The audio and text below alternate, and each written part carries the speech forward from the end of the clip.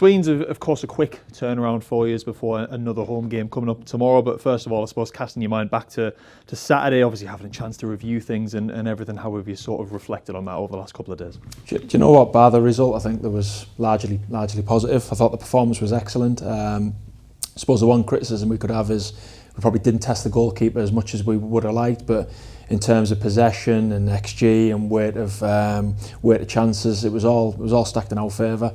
But yeah, we fell the wrong side of it. We started a little bit slow, which is something that we need to rectify as well. But I think from 10 minutes onwards, we were pretty pleased with our performance.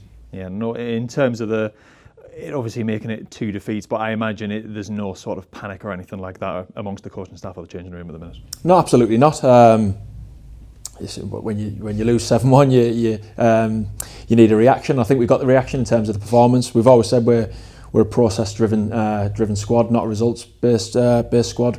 We believe if we perform like we did on Saturday, more often than not, the result will go in your favour, and that's what we've got to concentrate on, and that's what we'll be doing tomorrow.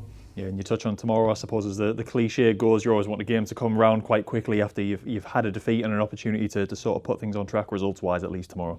Yeah, and I think casting my mind back to when I was playing, I'd rather play games than train. So yeah, the games come thick and fast in the National League. We know that there's various cup competitions coming up as well, so players will be chomping at the bit to get back to winning ways and to start climbing the league again. Yeah, you mentioned it in terms of obviously it being quite a busy schedule, obviously looking ahead to the sort of next week or so as well, but obviously you've got a few injuries to kind of contend with that are more longer term, but on the positive side with new faces coming through the door, the squad is looking a little bit on the healthier side in that, you know, a couple of lads even had to miss out in the squad on Saturday as well. Yeah, numbers wise we're in a decent position. We're always going to miss the injured players. They're big players for us.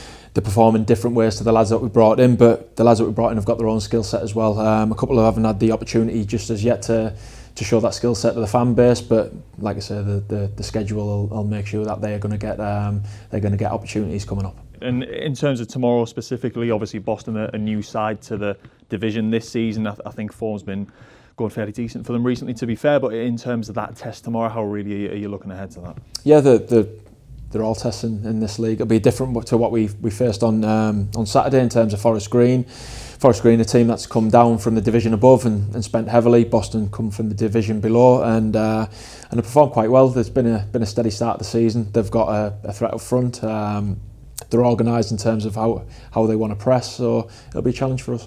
Yeah, and mentioned obviously in terms of the squad overall, but how are things looking sort of fitness-wise? No sort of new knocks to report on that, I don't think, off the back of Saturday. No, everyone that was involved in the squad Saturday have come through that absolutely fine.